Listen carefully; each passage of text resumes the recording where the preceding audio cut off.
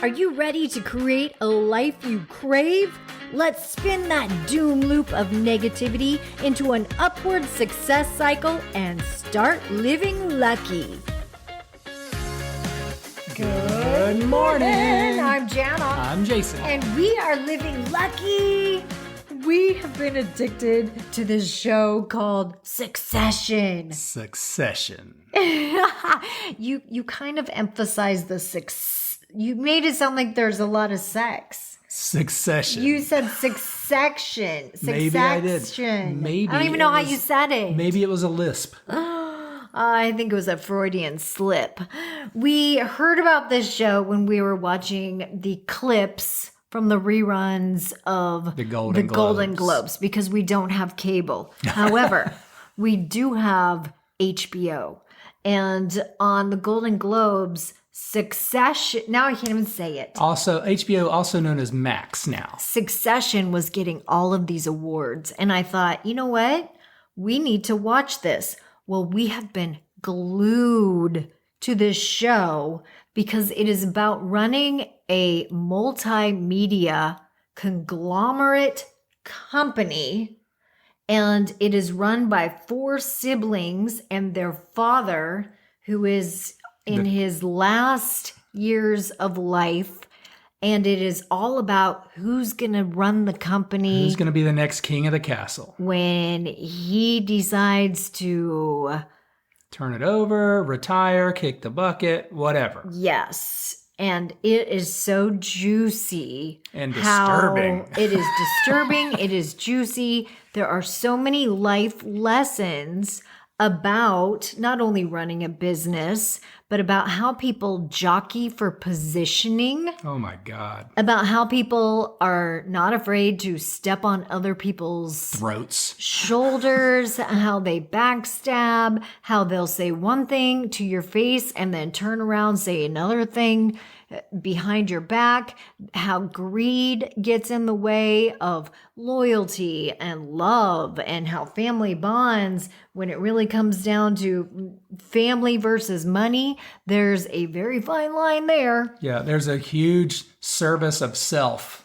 noted throughout the whole theme of the series. I mean, people have their self-interest above all other things when it really comes down to it. But the one thing that I found in almost every single character, which I have to say, these characters are brilliantly designed. Portrayed, yes, designed and portrayed. And written. And the depth of them is amazing. I mean, the reflection of what they project on the people around them and how you can see how they're all connected and yet they have dualities among the family. It's beautiful to be the observer. It is. And I'm telling you, Hollywood is just, they have a formula. They are getting better and better and better. And the more that I study psychology, self-development, and learn about enlightenment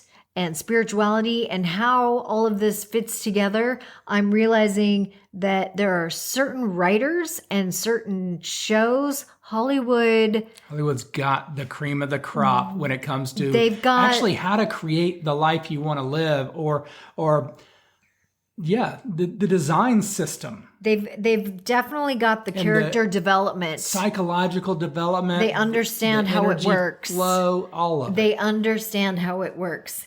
Anyway, what I want to talk about, though, is seeking validation. That's all over it. And it felt like almost every character had that in common. They were all seeking validation from their father, Logan. They were all seeking validation from their father, who wasn't really an outstanding man. And he really wasn't one to give validation. Oh, he rarely gave it. He rarely gave it. And if he did give it, he gave it in a backhanded way. It felt to me like Logan was one of those guys that's like, I'm not going to give you validation. You go out and earn it. Make your own. Or he would make them do things to earn his validation that made them feel crappy about themselves. It was against their own integrity, their own boundaries. It's almost like Logan would test their boundaries and then say, "Ooh, that's a boundary of yours. Okay, well, if you want to earn my validation, then you're going to have to cross that boundary." Yeah. Go kill the dove. Go kill the bird.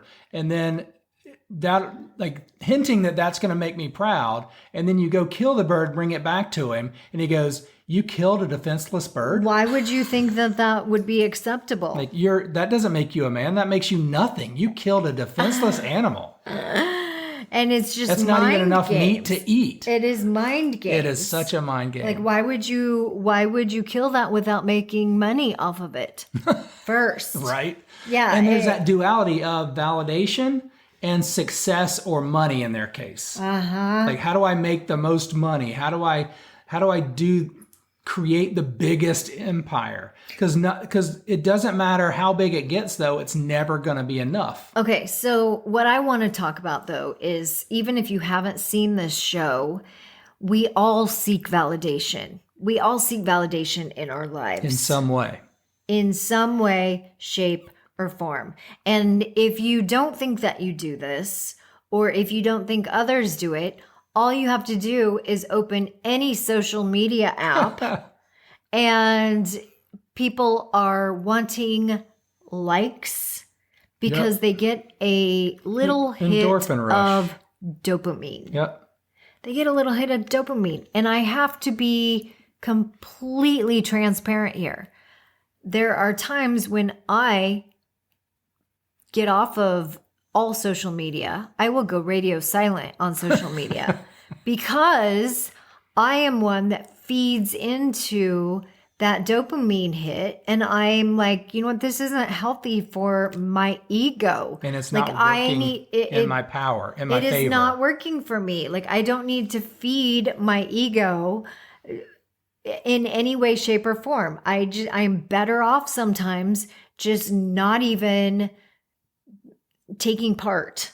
Yeah. And I know that sounds bad, but it's almost like an addiction sometimes. It is almost like an addiction. Obviously. And we see it throughout the world. Yes. And I think also when you're seeking validation, especially if you're in a group dynamic, which,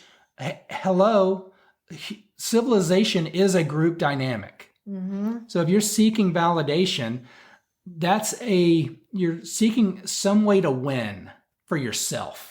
Yes. Like, I want to be the winner. I want to have the approval for me because I'm trying to fill this little hole, void, whatever. Yeah, we all have these little holes inside us. Gosh, if I'd have known then what I know now, and it's not about learning it through succession, but we all have these little areas, but we're just trying to fill that hole.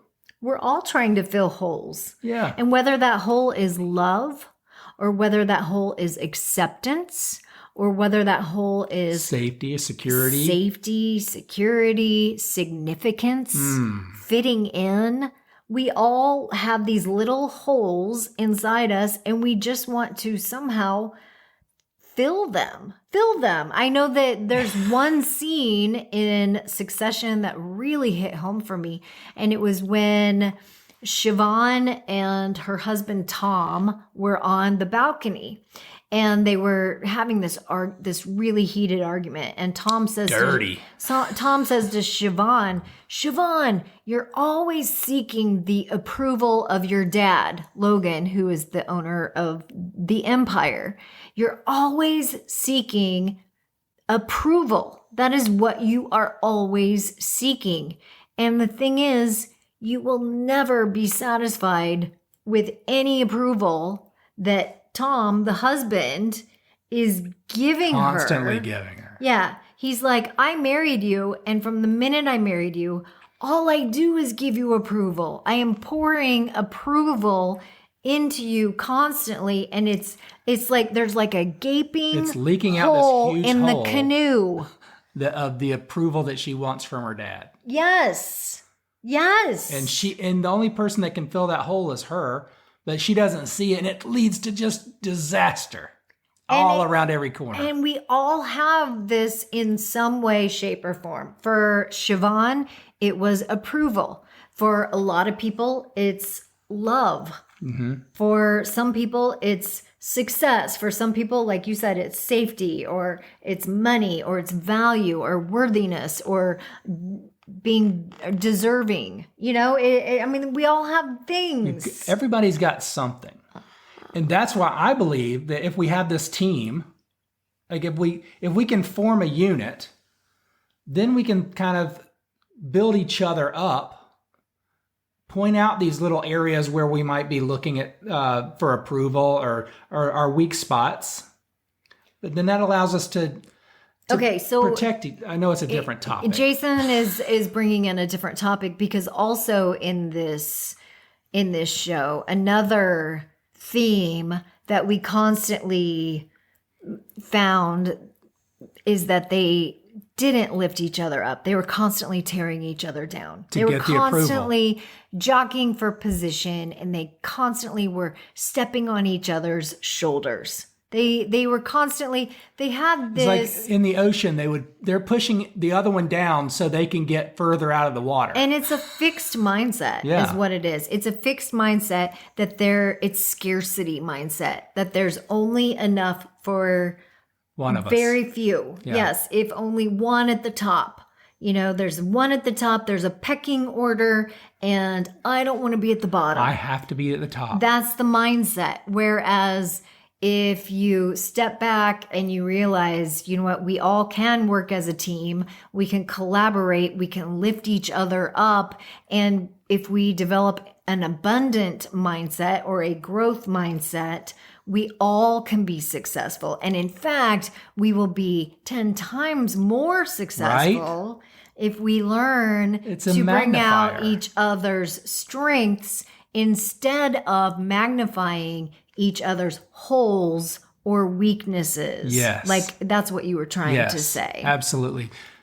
Because they always came back to whenever things just break in life, like whenever there's a breakdown in a relationship, whenever things break, let's go back to the basics. Like if you break a piece of furniture or something, it's like, or a toy, it's like, okay, let's get the directions out and see how it was supposed to work. Right. And we always go back to the basics. But then we leave again.